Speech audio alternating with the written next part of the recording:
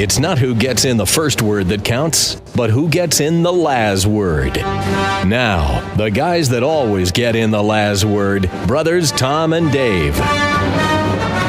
You come in here with a skull full of mush, and if you survive, you leave thinking like a lawyer. Hello, hello, hello. This is Little Brother Dave and Big Brother Tom here at The Last Word. Here another issue of The Last Word, and thank you all for staying up to listen to us. And happy to help start your Monday off. Hope you all had a good Easter. That's right. And a holy week.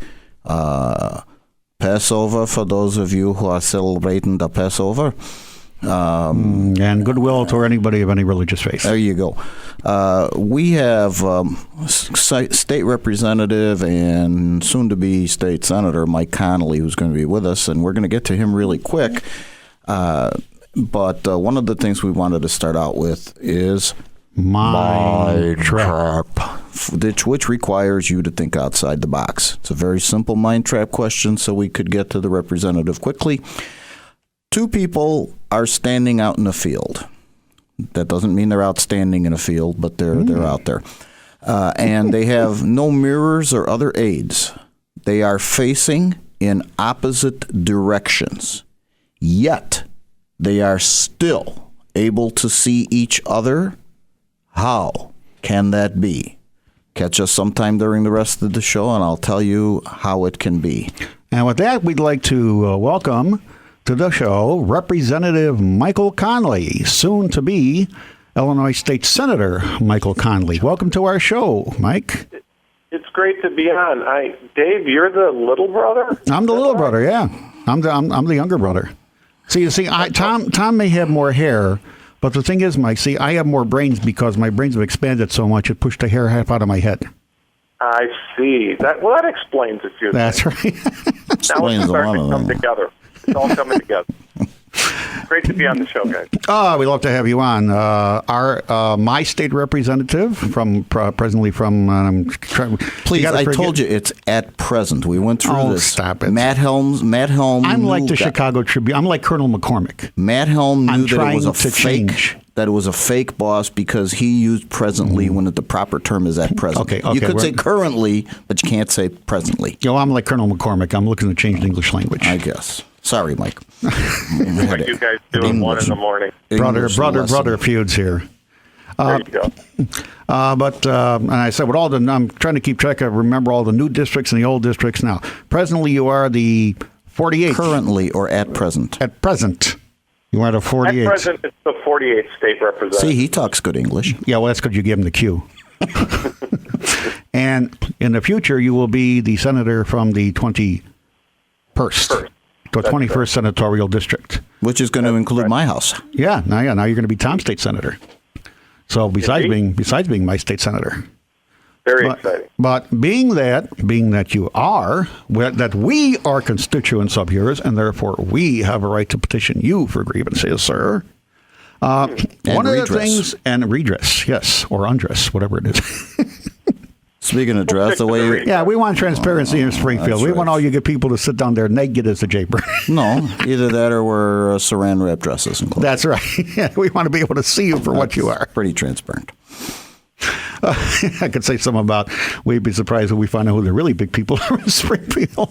No, I don't think you need saran wrap for that. Okay, Mike, we won't go there. We'll leave that alone. But one thing that Tom and I have consistently noticed that there are proposals galore, I think mostly coming from the Republican side, about doing stuff about the state going into further debt and the need for Medicaid and pension reform. And can you tell us what is going on down there to save the state from itself, Mike? Well, I like to tell people that there's very bad news, but very good news. The very bad news is we're flat broke. That's the very bad news. Here's the good news. The good news is everybody, including the Democrat Party, knows we're broke, and they're searching for cost-cutting measures, reform measures, efficiencies, because the money simply isn't there to pay our bills. Medicaid reform has been championed by our friend Patty Belloc for the better part of 5 years. And these aren't dramatic reforms. They're not earth-shattering. You're going to be very surprised at how basic they are. For example, don't you think we should require Illinois' Medicaid money to go to Illinois residents? And I'm not even saying Illinois citizens. I'm saying Illinois residents. Can we all agree on that? I don't know. Will the Democrats agree with you? Well, they didn't for a while. Oh, but so. this year they decided to agree with Patty. And that savings alone, the residency verification, at a very conservative estimate, will save $1 billion a year. $1 billion. $1 billion. Income verification. Now, people making $75,000 should not be on Medicaid. I mean, they should be probably in the private marketplace. Well, that too is being discussed, proving what you make per year. Okay, now hold on. Hold on. Are you telling me that anybody in the state, a resident, not a resident of the state, who makes under $75,000 can get on Medicaid? Are you telling us that? It's seven right now. How does that work? It's 70,000 was the number that was given to me by our staff. Family of, I believe, 3 at $70,000 a year is eligible for the all kids and Medicaid in Illinois. That's okay. Right. We are the grand. I mean, we are the certainly the most liberal in the Midwest. So if you roll back Medicaid eligibility to pre-Blagojevich time, and that's not long ago, 2002, the state saves probably $2 to $3 billion a year, and that is, I know, that's how we got here. But are you saying that what happened is then from when this went into effect, from 2002 roughly till now? You're talking annually. You're talking an annual savings. So if I was to even use the conservative estimate of $2 billion a year from 2002, basically right now, this has cost the state over the last 10 years $24 billion to $25 billion. Would that be a correct estimate roughly? It is growing faster than any segment of the budget. It is today at $14 billion. And this isn't from the Republican staff. This is from the Civic Federation. They believe that if we don't do these reforms, that in fiscal year 2017, the state of Illinois will have $21 billion in backlog of bills because of the expansion of Medicaid. 1 in 2 children today in Illinois is born into the Medicaid system. Whoa. 1 in 2. So, Mike, if I understand what you're saying, is without income verification or residency, theoretically, Warren Buffett could come into a facility in Illinois and say, I want Medicaid help. There are, our Auditor General has a number of reports, and they're online, where he has found individuals making a great amount of money who may have signed up for it when they were unemployed and ended up staying on it by accident or otherwise. But we do have, there's fraud. There's real fraud. And what's sad, we're focusing on how it's expanded. What's happening is this money, this program is for the most vulnerable in our society. We have a disabilities community that is providing some of the most cost-efficient and incredible services of anyone in the state of Illinois. Your Misericordias, your Ray Grahams, they are providing an invaluable service. And they're the ones who are now at risk because the state can't pay its bills. And that's what's so wrong about this. If we focus on who truly should be getting this money and work together to find efficiencies and better delivery systems, everyone benefits. The taxpayer benefits, and the most vulnerable in our society benefits. So it's but it is. It's one of the fastest growing segments of our budget. And if we put in place what Iowa, Wisconsin, Indiana, and Kentucky have, we'd be well ahead of the game, and we'd be on our way to fiscal sanity. But that's the Medicaid part. It's twofold, guys. You've got Medicaid expansion, and you can't open up the newspaper without reading about pensions and pension abuses and pension liabilities that are just astronomical. I had a opportunity a few weeks ago to hear Gina Raimondo. Remember that name? Well, I'll tell you. A liberal. Do you know who she is? Well, I'll tell you what. We're coming up. We're coming up on our first break, Mike. So let's hold off on that name. We're going to come on the other side of the break. You can continue on with the magic name of Gina Raimondo, and we are here with State Representative Michael Connelly with Intelligent Talk and Intelligent Elected Officials here on WIND.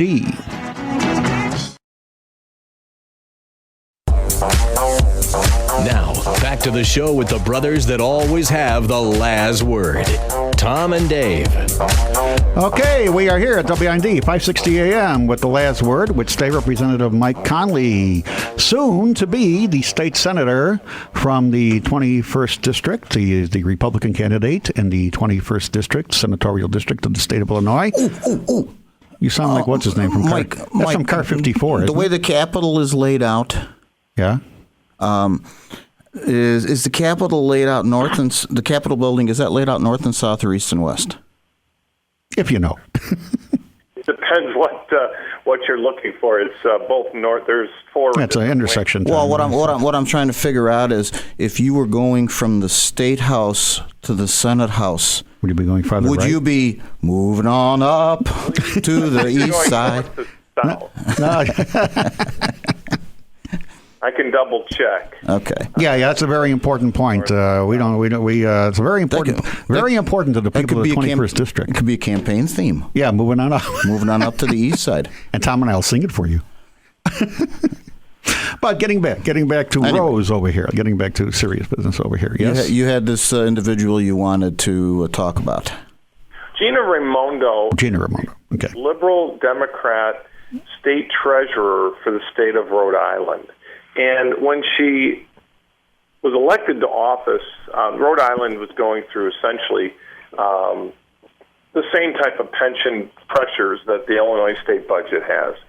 And she has enacted through the legislature and by the way, Democrats control all chambers in Rhode Island. And they enacted real pension reform, which included changing from a defined benefit plan to 401k, requiring retirees to contribute more, and it's just it's interesting. We heard her; she spoke to the Civic Federation of Chicago, and she basically said it's time for the name calling on all sides to stop. It's time to act like adults and recognize the fact that the checkbook is not going to balance. So how do we get there? Well, we have to find ways to cut expenditures, cut liabilities, and bring in more contributions. And that's what she decided to do. And she said there's the same rhetoric that's been thrown at the Tom Crosses and myself and others on the Republican side was thrown at her. But at the end of the day, we have to do this. We have to do this. A memo was leaked, how convenient, to the media this past week from someone involved with the teachers' retirement system, saying not only do we have to start talking about current teachers paying more, but retired teachers may have to contribute because the way this guy reads the fund, the numbers, that it'll go broke by, I believe it was 2029.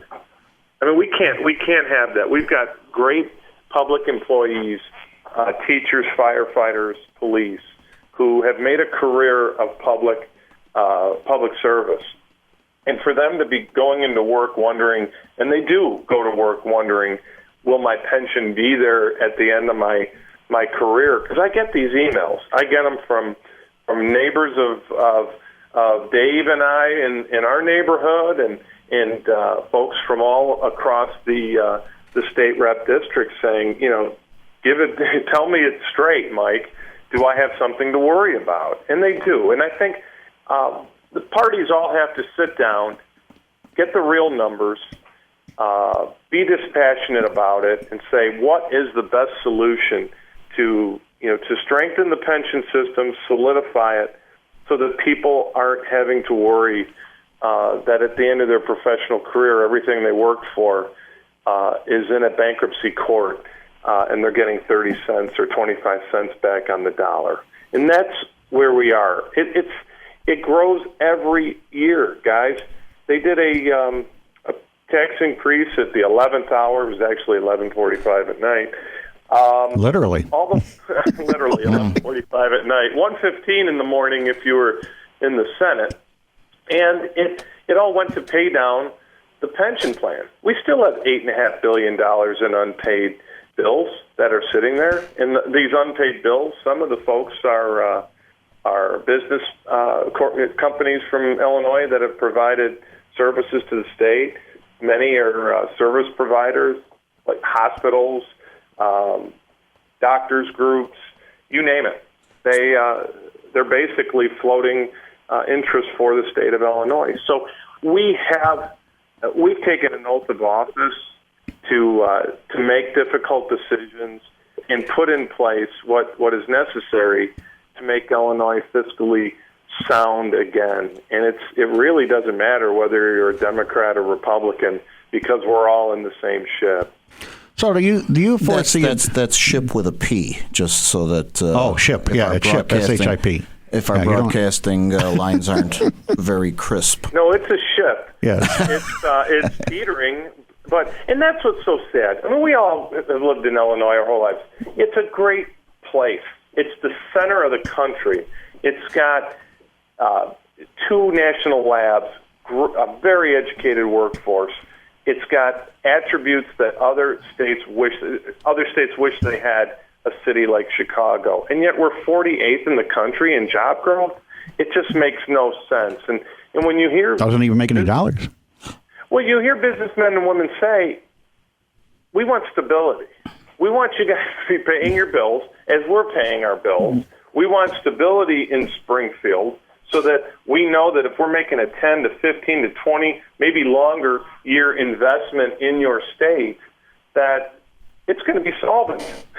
And there are going to be other companies coming too. There are going to be other families moving to Illinois and bringing their investment capital and making Illinois a great state. That's where the stability of fiscal soundness, if you will, is critical. And if you bring more business, you bring more jobs. And if you bring more jobs, you bring more families, you bring more income, you bring more revenue. It all starts there. Absolutely, and it's private sector investment that can go wherever it wishes. It can go to Indiana. It can go to South Carolina. I had a conversation with a fellow who's, I believe, the Consul General for the Republic of China, which other people call Taiwan. And he said, we don't have to come to Illinois anymore. We have all this money that we invest in the United States, but we don't have to come to Illinois. We can go to Indiana and get on to I-80. We can go to Indiana and use Lake Michigan. We can go to Indiana and service Chicago. Right. It's an eye-opener. And he goes, let everyone know that that's our mentality. We don't have to be in Illinois anymore. Well, we realize that we don't have to be here. So. My understanding is that Governor Walker and who's the governor of Indiana, Mike? It's Daniels. That they both love the fact that they are neighbors of Illinois. Yeah, Mitch Daniels says it's like living next to the Simpsons. Exactly. But again, we have to do this. We have to do these reforms. We don't have a choice. Money does not grow on trees in the state of Illinois. Last I checked, and it's good that a lot of colleagues on the other side of the aisle have reached out to Patty Bellock and others and said, what were those ideas again for Medicaid reform? What are those budgetary reforms? So I think at the end of the day, necessity is going to be what's driving all the reforms. So someday, are you optimistic we'll have our AAA bond rating back in a balanced budget? If I do. We do the right thing. Okay.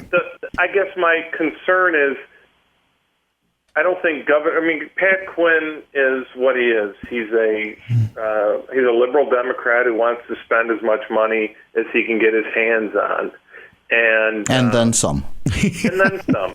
So at the end of the day, we're hoping that he agrees that that we need to bite the bullet and tighten our belts for. This could be a 5-year process, guys. This is going to be a 5-year process. It's going to be a 5-year plan. Just like an old Soviet Union. Should be up right up in Queen's Alley. Well, not that kind of plan. That's a collective plan. Collective plan. I see. More of a non-collective plan. Well, how about the Emperor? Is Emperor Madigan on board with some of this stuff finally? Well, I think the Speaker and his budget folks have also come to the same conclusion that we have, which is, we have to put the end of this, we got to close the spigot because the revenues just simply are not there. And I know he, too, is a chief co-sponsor of Tom Cross's pension bill. So I think, he's kind of stuck his neck out there as well. Okay, Mike, we're just in the final few seconds over here. We thank you for being on. We know you got to move along for other stuff. And we're here on WIND 560 AM. They're lawyers, so they'll always have the last word. Here's Tom and Dave. You come in here with a skull full of mush, and if you survive, you leave thinking like a lawyer. Now, you wanted that played a second time today. I did, because I think that somebody who went to Harvard Law School, I think he entered with a skull full of mush, and I think he left that way. I think that's the point. but no. Well, no, you shouldn't say that about the editor of the Harvard Law Review. Why not, Bonnie? Especially someone who theoretically taught constitutional law at the University of Chicago. Well, then he taught with a mind of mush. Yeah. Not only did he leave with a mind of mush, he taught with a mind of mush, given his recent statement. And, of course, we're talking about the current tenant of 1600 Pennsylvania Avenue, because he's only renting the place. It's our house. It's our house. We own it, of course. If I wanted to go to my house in my bedroom and take a nap, no problem. But you only rent it for 4 years at a time. That's right. And hopefully, come November, we can tell them your lease is up on January 19th. But the reason you bring this up is because of President Obama's statements about what he thinks about the Supreme Court and what the Constitution really means, if it means anything to him, except a document that gets in the way of what he wants. Now, which is probably more likely true than how that. Many times, especially in the last 50 years or so, the Supreme Court has declared laws that have been passed by Congress or state legislatures as unconstitutional. The biggest, I think, societal changer, of course, was Roe versus Wade, declaring the abortion laws unconstitutional. How about Miranda versus Arizona, when it talked about, giving out the constitutional rights and what rights you have, or Griswold versus Connecticut, when it says that the use of Griswold. Clark Griswold. Yeah, what's this, Connecticut? No, actually, along that line, though, I think you would really have to put up Brown versus the Board of Education. The grandfather, Topeka, Kansas. Oh yes, yeah, that would, yeah. Because obviously, it was a tremendous step towards racial equality. But more importantly than that, in relation to the subject that we're talking about, Brown versus the Board of Education in 1954 overturned the previous United States Supreme Court decision of Plessy versus Ferguson, decided in 1890, which said separate but equal was fine. was fine. And you could, of course, it was before Xerox machines. You had somebody complain and file a lawsuit about separate versus equal, and you pulled out the Supreme Court volume, you stuck a little bookmark in it, you bop on down to the court and open it up, show the judge, and say, here you go, Judge. The separate but equal people win, and this guy loses. Let's move on. And that's fine. And you could do that for 64 years until the Supreme Court said, nah, that's not right. It was a mistake. We learned from that, and we made a mistake, and we are going to reverse ourselves. But the point is about the President of the United States trying to either influence a co-equal branch of government by his statements, showing his ignorance of the Constitution, or worse yet, trying to use it for his political gain. Because I think he's preparing, I think in a certain way, it was preparing for the reversal. Yeah, I mean, and it's he either doesn't know or he does, and he's using it for his benefit. Neither one is a good situation to have at 1600 Pennsylvania. Now, hasn't the Justice Department, Obama's Justice Department, gone into court several times, notably with the Arizona immigration issue, and asked a unelected, lifetime appointed official to declare a law passed by a legislature and duly signed by the executive, a majority of a legislature duly signed by an executive to declare a law unconstitutional. And that was, and in context, that's because Obama says, who are these unelected people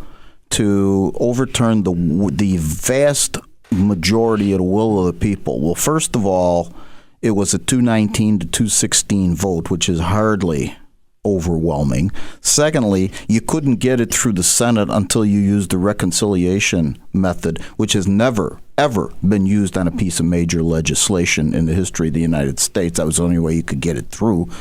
Again, as you point out, you have he's got no problem with running to the unelected federal judges when it suits him, i.e. the Arizona law. And speaking of unelected people, how many czars has this guy appointed for this department, that department, that department? And then the czars start making their own regulations for their own little fiefdoms that are never authorized. They never go before the Senate. There's no advice and consent of the Senate as required for federal judges, the cabinet members. Well, so I'm going to give a little piece of advice to our dear president. If our president doesn't want to be looked upon as a hypocrite, don't you dare ever again ask your Justice Department to declare a law passed by Congress or any elected body as unconstitutional, because they were duly elected and the law was duly passed. And we'll be back after our break with the last word at WIND 560 AM, your place for intelligent talk. Didn't get enough of your family for the holidays? Here's two brothers you can always count on for the last word. Tom and Dave. Okay, a little final follow-up on your prior commentaries. The other day, there was an unrelated case being argued by the Justice Department in the Fifth Appellate Circuit Court of Appeals. It's federal, too. Federal. And Judge Jerry Smith questioned the president's remarks about an unelected court possibly striking down the president's health care overhaul. And he asked the Justice Department attorney, he ordered, we got into, do you think the court has the authority to do that? And then I want you to file a 3-page single-spaced answer explaining the Justice Department's position on just what the authority of the court is. That's very unusual. Every time I filed an appeal, it always had to be double-spaced. That's really unusual, though. Well, he's giving him a chance to speak more. But again, he wants the Justice Department to be on record so that they can't speak with forked tongue. And a last word on Obama and his comments. Oh, if the court overrules this is going to happen, that's going to happen. Oh, people are going to have this. Oh, cut the crap, Mr. President. Just cut the crap and don't insult the American people any more than you constantly do. The fact of the matter is, whether or not people have problems, whether or not they won't have health care or not, that may be a legislative issue. And it may be an issue that he needs to be decided by state legislatures as opposed to federal courts. Or you could have a lot less than the sweeping reforms you want. But a court is a court. It doesn't decide things based on public policy. How many times I've had a judge tell me, well, counsel, your client's charged with a Class 1 felony, and res burglary is a mandatory jail. Judge, I ain't got no problem. Well, then take that up with your legislature and change it. But I'm here to have to follow the law, whether I agree with it, disagree with it, or not. And that's, that's the sign to me of a true jurist. A jurist who could say to you, Mr. Laz, I don't like the law. I sympathize with your position. I don't think it should have ever been entered, but I am bound by it. Yeah. I'm the judge. I don't have the legislative aspect. I don't want to have to sentence your client to 4 years in a penitentiary, but if we go to trial or he pleads guilty, that's where my hands are tied. And I am bound by the Constitution. That's right. And the oath that I took to become a judge. But that's not what he wants. Didn't both of them take the oath to uphold the Constitution? Didn't all 9 justices take the oath to uphold the Constitution in addition to our dear chief executive? And I still don't understand why Elena Kagan didn't recuse herself. And that is why, dear brother. Well, come on. She was really part of it. She helped draft the plan. But the fact of the matter is, if she recuses herself and everything splits 4-4, the original decision stand. Which actually is kind of interesting considering we have split decision, so it would apply. Yeah, which split decision would stand. And we talked about that last week with severability and everything like that. But she's there in case it's a 4-4 and need it. But interestingly enough, they voted already. Oh, yes. They voted already, and now... even though I heard, Tom, that they said that somebody might be able to change their mind. But yeah, the preliminary vote was taken last Friday. The Friday before that. Oh, already, yeah. Time flies when you're having fun. You're right. As they say on Monty Python, mum's the word. Between now and June, when they let the cat out of the bag. I got to say that's one thing about the Supreme Court is the clerks and people who work for the Supreme Court. They are pretty good at not letting anything leak out. Yeah, despite the sieve. Yeah. Okay, at least I got that one right. Very good. Thank you. I call it sieve, but that's sieve, okay. Okay. You call it sieve, I call it sieve. Tomato. So that always comes out of either the executive or the legislative branches down there in Washington. At least that's buttoned up correctly. Yes. Speaking of those branches, what the Supreme Court people do, they leave the opinions alone. That's right. I don't know. Sometimes they think Obama's ready to say, Obama's ready to say to the Supreme Court and the legislature, to quote from a special divine source. I think he's ready to say, I am the vine and you are the branches. No, that's not you got to pronounce. I am divine and you are the branches. Oh, my wife got upset about me last week. She was listening to our show last week, and she didn't think that I did well on my attempt to mimic the voice of the Congress lady, the gentle lady from Florida, who was who had no idea what happened because she wasn't there, but talked about how Trayvon was hunted down in the street and shot down like a rabid dog. So did you improve it? Did you practice or what? Well, the fact of the matter is, Congresswoman ought to keep her mouth shut until she knows what the facts are, too.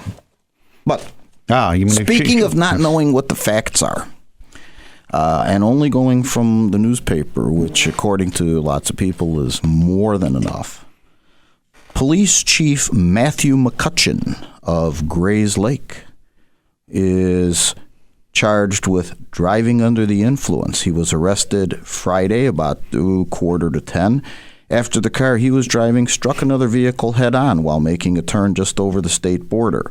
He was charged with being armed while intoxicated. Well, of course, you can't drive a car if you don't have arms. You have to be armed. And operating a vehicle while intoxicated. Oh, speaking of arms, do you know where Napoleon kept his armies? Well, I know he had a standing army, so he'd save money on chairs. No. Napoleon kept his armies in his sleeveys. Sorry, that was a... You couldn't help that one, could you? You just had to get that one out. I know, your wife is going to probably yell at you about that one. Linda, yell at Tom about that one. That's what you got to do over here.